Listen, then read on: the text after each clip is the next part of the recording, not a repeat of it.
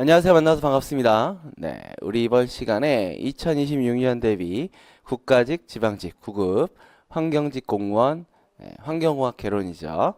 자, 강의 커리큘럼 함께 알아보는 시간 갖도록 하겠습니다.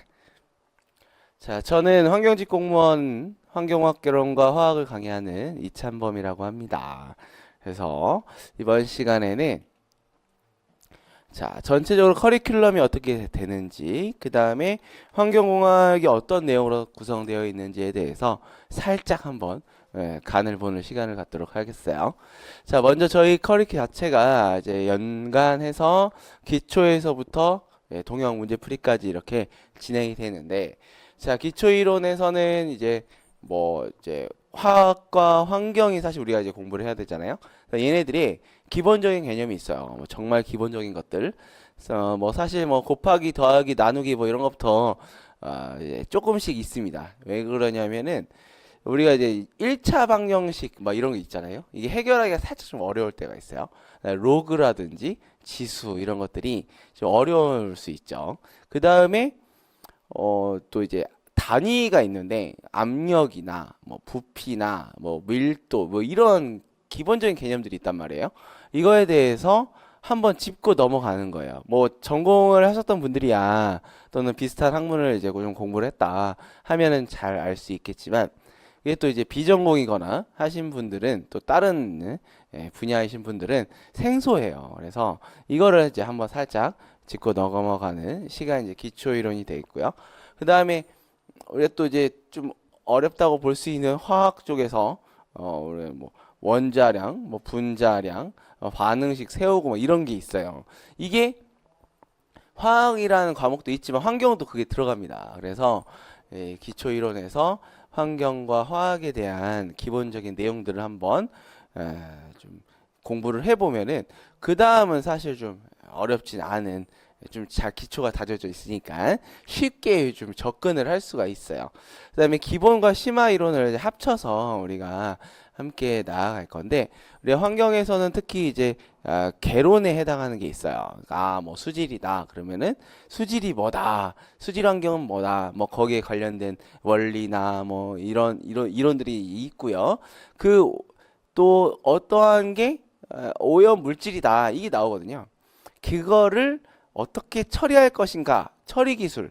요게 이제 사실 좀 심화에 가까운 그런 내용이에요. 그래서 어떠한 물질들이 있고 그 물질의 특성은 뭐다. 또 이런 환경 쪽에 어떠한 뭐 원리들이 있다. 그게 이제 기본이라면 그거를 어떻게 처리할 것인가 응용되는 그런 부분이 심화 이론이 되겠습니다. 그런데 이게 따로따로 놓고 생각하면 사실 너무 중간에 이렇게 좀 점프하면은 연결이 안 될 수가 있어요. 그래서 이 기본과 심화를 하나의 카테고리로 뭐 대기면 대기, 수질이면 수질, 폐기면 폐기물 이렇게 하나의 그 덩어리들로 우리가 공부를 해야지만이 연결이 되면서 전체적으로 좀 이렇게 크게 바라볼 수가 있는 또 문제도 잘 풀 수 있고 이렇게 이제 되겠습니다. 그래서 기본과 심화가 그러한 파트별로 우리가 진행이 될 거고요.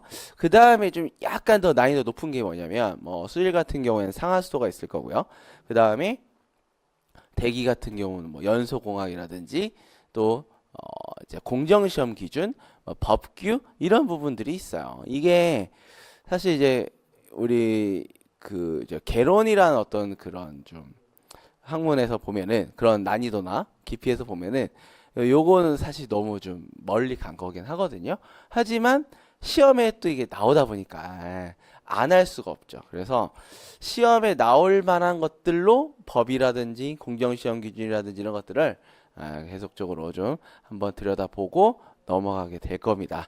그게 이제 기본과 심화 이론에서 볼 수 있는 그런 내용이고 그 다음에 이제 기출문제 풀이를 할 거예요. 요거 같은 경우에는 이제 유형이라든지 그 다음에 어느 정도의 뭐 난이도다. 그리고 내가 어느 수준이다 지금 이걸 중간에 한번 확인하고 가야 된단 말이에요.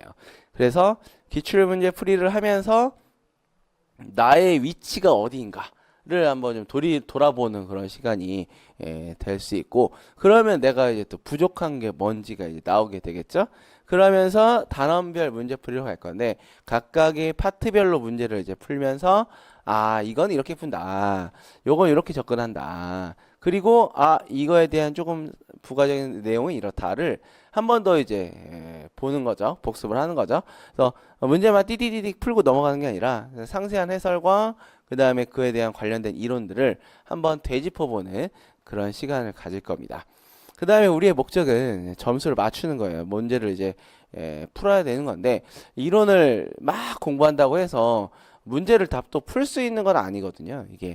이게 또 유형이나 이런 것들이 또 있고 변형이 된다거나 하면은 그거를 대비를 해줘야 돼요. 그런 연습이 필요합니다. 그래서 여기서부터 여기까지가 다 그러한 연습을 하는 시간이죠. 그래서 뭐 저는 이런 식으로 문제를 접근해서 풉니다. 보고 편하고 쉬우면 따라하세요. 이런 개념이에요. 그래서 여기서부터 여기까지가 굉장히 좀 그래도 우리가 열심히 좀 더 해야 하는, 물론 뭐 다 열심히 해야 되는데 더 점점 열심히 해야 되는 그런 이제 구간이 되겠죠. 그래서 단원별 문제풀이를 하면서 내용도 한 번 더 본다. 그리고 국가직과 지방직이 있는데 거기에 맞춰서 동형 문제풀이하는 그런 커리큘로 진행이 됩니다. 마찬가지로 여기서도 문제를 풀고 해설을 같이 보면서 또 그와 관련된 내용을 보면서 이런 문제와 이런 내용에서 뭐 이런 변형이라든지 이렇게 나올 수도 있다. 이거를 계속 반복을 하죠. 그러면은 처음에는 사실 좀 이제 점수가 맞추기 좀 어려울 수 있어요. 근데 시간이 좀 지나다 보면은 점점 이렇게 점수가 올라가고 성적이 향상되는 그런 모습이 나옵니다. 그리고 난이도가 사실 요 앞에보다 이 뒤에가 조금 문제가 더 어려운 문제들이 이제 구성이 돼 있어요. 그래서 이게 당연히 어렵고 같은 내용인데 좀 어렵고 복잡하고 뭐 이런 것들을 좀 잘 풀어야 실제 시험에서 점수가 높이 나오겠죠. 그래서 쉬운 문제만 계속 풀다가 들어가면 어려운 문제 막 몇 문제 나왔는데 그거 못 풀면은 이거 다른 사람 다 맞췄는데 나는 못 맞추면 떨어지잖아요. 그러면 안 돼요. 그래서 우리의 이 커리 자체가 뒤로 갈수록 어려운 문제들이 나온다. 이렇게 생각하시면 되겠고 어려운 문제 막 풀다가 어때요? 쉬운 거 풀면 잘 풀 수 있어요. 그래서 그러한 효과가 여기 있다 이거죠. 자, 우리가 최근 이제 기본서와 단원 문제풀이집 두 가지로 이제 구성이 됩니다. 그래서 기초에서부터 이론 여기에서 기본서로 하게 되겠고요. 단원별 문제풀이는 단원별 문제풀이집이 있어요. 요걸 이용해서 우리가 수업을 진행하게 되겠습니다. 그 외에는 제가 파일로 올려드리거나 아니면 나눠드리거나 이렇게 하면서 진행이 됩니다. 교재는 이제 방문각에서 나온 기본서와 단원별 문제풀이집으로 진행이 되겠고요. 이렇게 생겼어요. 그래서 요거 보시고 준비해 주시면 되죠. 자, 하나씩 한번 간단하게 어떤 내용이 있나 우리가 한번 보도록 할게요. 보면은 이제 아까도 얘기했지만 이제 맨 처음에 이게 그 어떤 내용이든지 기초가 있잖아요. 그 기초를 여기서 정말 한번 다뤄볼 거예요. 그래서 보면은 뭐 간단한 정말 이런 게 있었지? 옛날에 추억이 다시 올라오는 뭐 삼각형의 넓이, 사다리꼴의 넓이, 뭐 원의 넓이, 원 기둥의 뭐 부피, 원 기둥의 건널비 뭐 이런 것들도 다 들어가 있어요. 그래서 내가 이게 환경이란 학문을 처음 한다 해도 할 수 있게 내가 고등학교 뭐 우리나라에서 뭐 고등학교까지 어떤 그 과정이 내가 패스를 했다 하면은 응시할 수 있을 정도의 그러한 분들도 이제 가능할 수 있게 수업을 좀 진행을 할 겁니다. 그래서 입문에서 기본적인 내용을 다루고 수질 환경에서 이제 아까 얘기했던 것처럼 개론에 해당하는 부분이 이제 기본 이론이라고 보시면 돼요. 그다음에 그 외에 수처리 기술이나 상하수 계획 이런 부분들은 우리가 이제 심화 이론에 좀 해당한다. 하지만 개론에서 공부한 거를 갖다가 처리 기술과 상하수도로 연결이 된단 말이에요. 그래서 이거 하고 뒤에 대기가 있는데 대기하다가 폐기물하다 소음유동 하다가 다시 수처리 기술을 하려면 이제 힘들어요. 이게 옛날에 했던 거라 또 까먹을 수 있어요. 그래서 우리가 한 번 할 때 진하게 공부하는 거죠. 수질에 대한 내용을 좀 쉬운 거부터 난이도 있는 것까지 한 방에 쭉 하고 넘어가면은 기억이 오래 남을 것이다. 생각하시면 되겠습니다. 자, 이거는 이제 물 속에서 어떠한 일이 생기는가에 대한 내용이에요. BOD나 TNTP, SS 뭐 이런 내용들이 나오게 되겠고, 그거를 어떻게 처리할 것인가, 침전이냐, 부상이냐, 뭐 생물학적 처리냐, 뭐 이런 내용들. 상하수도 계획 같은 경우에는 상수도 하수도의 뭐 계획이에요. 말 그대로 어떻게 지어라, 어떤 내용들이 있다, 여기는 뭐 사이즈는 어떻게 해야 된다, 이런 시설 기준에 대한 내용들도 많이 있습니다.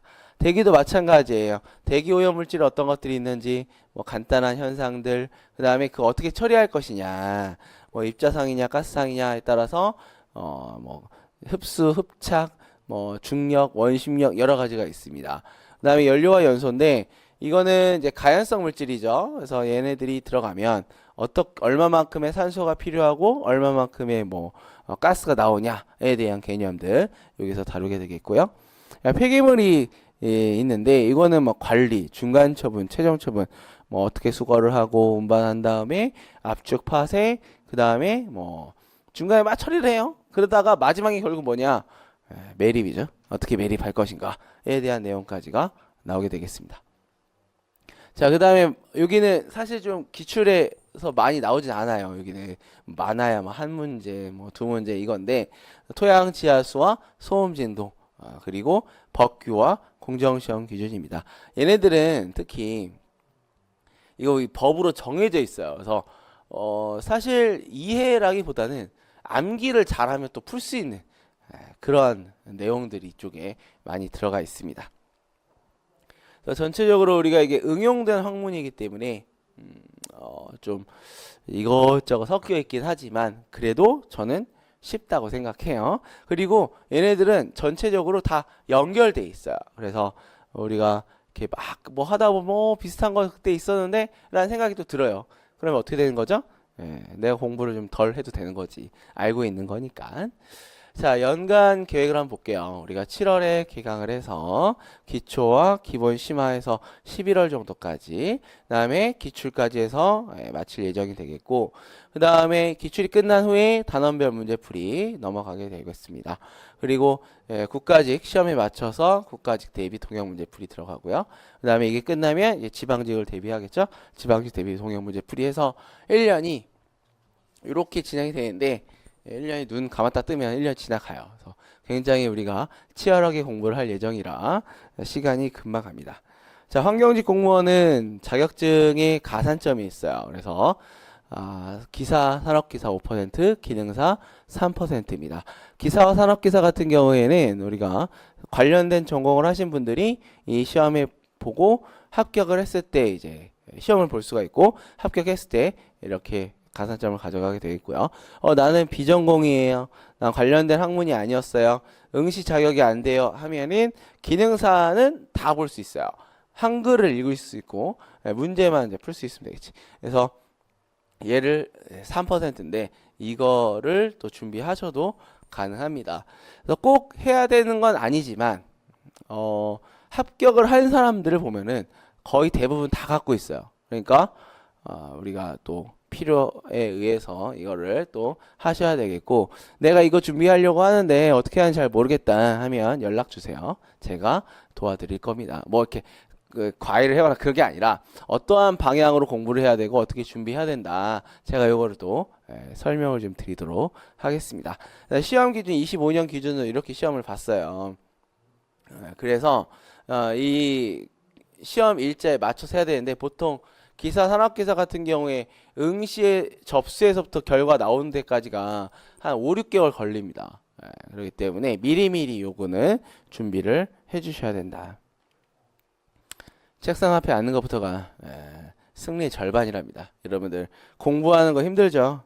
하지만 더 힘든 게 앉는 거예요. 책상에. 그만큼 습관이 중요하게 되겠고 그 다음에 그게 되면 다 돼요. 그래서 가장 안 하던 거 하려고 하니 힘들어요. 그렇죠? 그래서 책상 앞에 앉는 것부터 시작하시면 여러분들 합격이 될 겁니다. 자, 그 다음에 더 안 좋은 건 뭐냐? 아예 시도도 안 하는 거예요. 내가 공무원 해야 되겠다. 마음가짐이 이제 해야 되겠다 해야 되겠다는 하지만 공부를 해야지 이제 시험에 합격을 하죠. 그게 안 되면은 뭐 안 되지. 예, 시도조차 하지 않는 게 가장 큰 실패라고 합니다. 여러분들 다 잘 규칙적으로 공부하시고 잘 앉아가지고 조금씩 공부하는 시간 늘려서 나중에는 뭐 하루 종일 앉아 있어도 안 힘드는 그런 경지에 오르면 여러분들 꼭 합격하실 겁니다. 자, 여러분의 합격을 기원하면서 이번 시간 마치도록 하겠습니다. 감사합니다.